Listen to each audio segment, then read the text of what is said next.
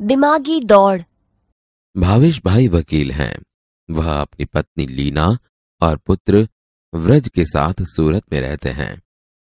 छोटा परिवार सुख का आधार होता है। उनका जीवन भी खुशहाल था। एक बार दीपावली की छुट्टियों में वे तीनों अंबाजी गए। 4 दिन बाद वापस आकर देखा तो चौंक गए। उन्होंने देखा कि घर के बाहर जो बगीचा है उसके पेड़ पौधों के कई फूल पत्ते झड़ गए हैं। घर के अंदर जाकर देखा तो पूरा कमरा धूल से खराब हो गया था। दीवार पर की लीना और व्रज की तस्वीरें भी नीचे गिर गई थी और टूट गई थी। नन्हे मुन्ने बच्चों, ऐसा क्यों हुआ होगा? वे समझ नहीं पाए। आप बड़े अक्लमंद हैं, आप ही उन्हें बताइए। परेश भाई किसान है। उनकी पत्नी हीरल बहन नर्स है। एक दिन सुबह सुबह हीरल बहन ने पानी के नल के नीचे जल्दबाजी में एक मटका रखा। बाद में नल चालू किया और रसोई घर में चाय बनाने चली गई।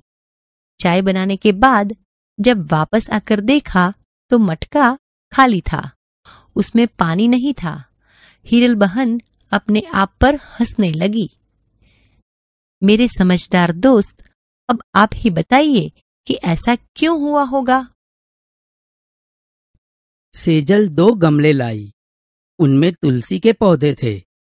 दोनों पौधे लंबाई, चौड़ाई और ऊंचाई में एक समान ही थे। 1 महीने के बाद दूसरे गमले का पौधा बड़ा हो गया, जबकि पहले गमले का पौधा अब भी इतना ही था जितना 1 महीना पहले। मेरे बोले बोले भेजाबाज दोस्त, ऐसा कैसे हुआ होगा? आप ही बताइए। तर्क की लगाम, कल्पना के घोड़े। आप साइकिल पर स्कूल जा रहे हैं। रास्ते में देखा तो एक आदमी हाथ हिलाकर आपको रुकने का इशारा कर रहा था। आप रुके। उसने कहा कि बगल वाले गांव में मेरा जाना जरूरी है। आपने उस आदमी को साइकिल पर बिठाया और पास वाले गांव तक पहुंचाया। वहां जाकर आपको पता चला कि वहां एक जादूगर का कार्यक्रम होने वाला है और वह आदमी उसका सहायक है। उस आदमी ने आपको जादू के खेल देखने का अनुरोध किया, पर पाठशाला पहुंचने में देरी हो जाएगी, यह सोचकर आपने मना कर दिया। उस आदमी ने सारी बात जादूगर को बताई। जादूगर ने खुश होकर आपको एक करामाती चश्मे दिए और कहा कि इसे पहनने से तुम सबको देख पाओगे और कुछ भी कर पाओगे। तुम्हें कोई देख नहीं पाएगा। इसका असर 1 हफ्ते तक रहेगा। आप चश्मा लेकर वापस अपने गांव की पाठशाला में आए। वहां से घर गए। दूसरे रोज नहा धोकर आईने के सामने आपने चश्मे पहने। आईने में देखा तो सचमुच आप गायब हो चुके थे। अब आप हमें बताइए कि आप कहां कहां जाएंगे और क्या क्या करेंगे। पूरे दिन की पढ़ाई और खेल कूद के बाद रात को आपकी आंख लग गई। नींद में आपने एक सपना देखा। आप घूमते घूमते बहुत दूर निकल गए। आप नदी पहाड़ों के अद्भुत सौंदर्य में लीन हो गए। आपको पता भी ना चला और आप चलते चलते जंगल में पहुंच गए। यकायक आपके सामने एक शेर आ गया। शेर को देखकर आपको होश आया। आप घबरा गए। मारे डर के आंखें बंद कर दी। आपने ईश्वर को याद किया और कहा, काश मेरे पास पंछी की तरह पंख होते तो तभी चमत्कार हुआ और आपके हाथ की जगह पंख उग आए। आप उड़कर वापस घर आए। आप बड़े खुश थे। जान भी बची और पंख भी मिल गए। सपना टूटा। आपने नींद से आंखें खोली। आपने पाया कि आपको हकीकत में हाथों की जगह पंख मिल गए हैं। मेरे परिंदे दोस्त, अब बताइए कि आप कहां कहां जाएंगे और क्या क्या देखेंगे।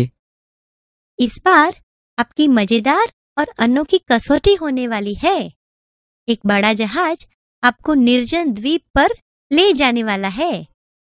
वहां केवल मिट्टी, कंकड़ पत्थर, पहाड़ और समुद्री पानी ही है। मेरे बुद्धिमान दोस्त, वहां एक हफ्ते तक सुख चैन से रहने के लिए आप अपने साथ क्या क्या ले जाएंगे? सूची बनाइए। विवाद का श्रवण कीजिए। दिमागी दौड़। भावेश भाई वकील हैं। वह अपनी पत्नी लीना और व्रज के साथ सूरत में रहते हैं।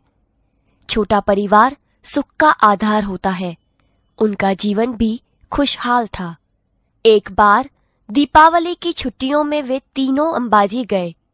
4 दिन बाद वापस आकर देखा तो चौंक गए। उन्होंने देखा कि घर के बाहर जो बगीचा है उसके पेड़ पौधों के कई फूल पत्ते झड़ गए हैं। घर के अंदर जाकर देखा तो पूरा कमरा धूल से खराब हो गया था।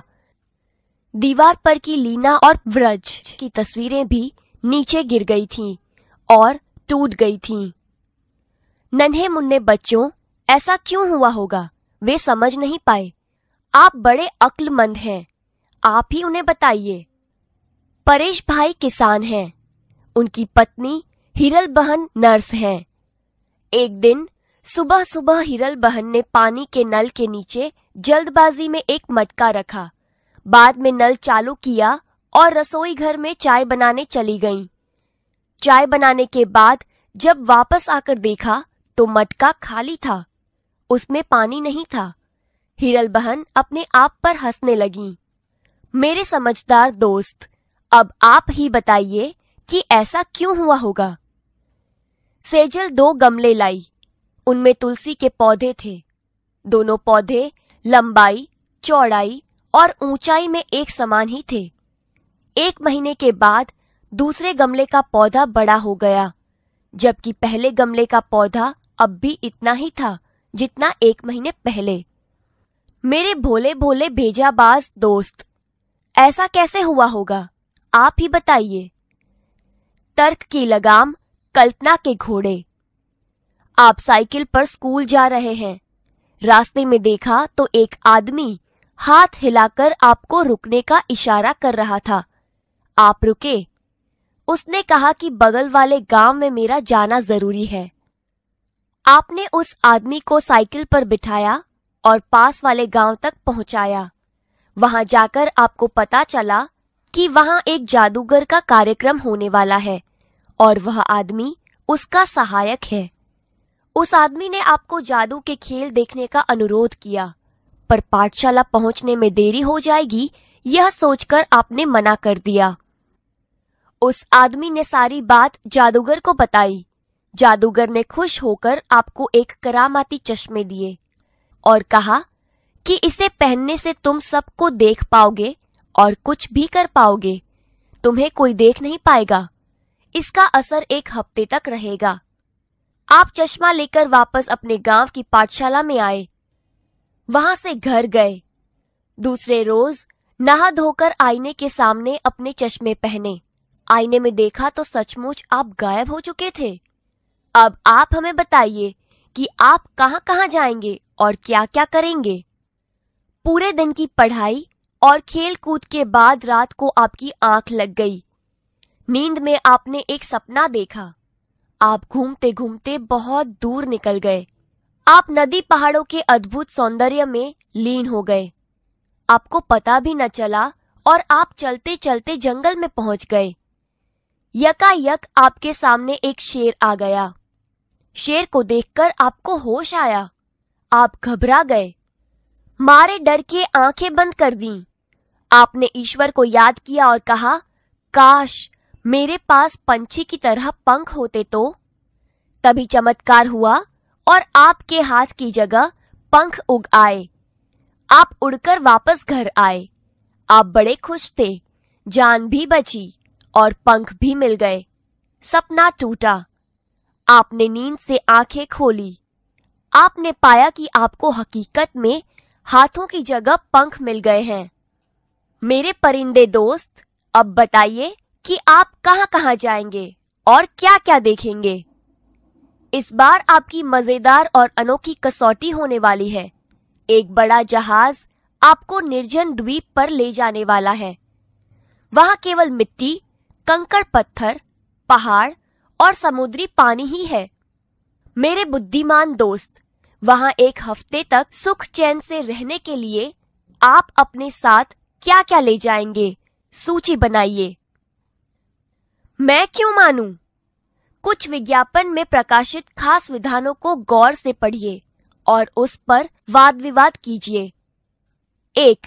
अब नए पैक में। 2. शौक बड़ी चीज है। 3. पहले इस्तेमाल करें फिर विश्वास करें। 4. यहां पेट्रोल ही नहीं विश्वास भी मिलता है। 5. हम सिर्फ गहने ही नहीं बनाते, रिश्ते भी बनाते हैं। 6. पकाते हैं रसोई, परोसते हैं प्यार।